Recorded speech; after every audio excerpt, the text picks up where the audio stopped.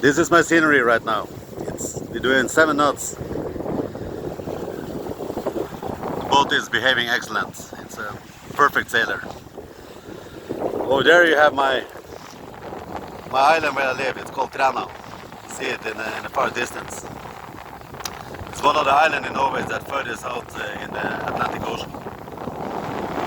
It's about 33 nautical miles straight out from the coast out in the North Atlantic. It's very nice. So over there you see an island called Shipman. There you have the mainland. There you have the Houston. He's smiling and saying nothing.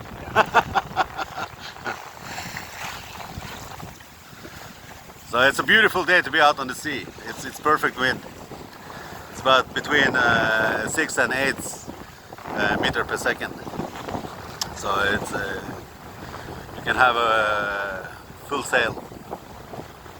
And I'm amazed how fast the boat is. It's now I just use the fork because I don't want to change sail. No, it's everything going so well. But if I put out the Genoa, I will probably do 8 knots.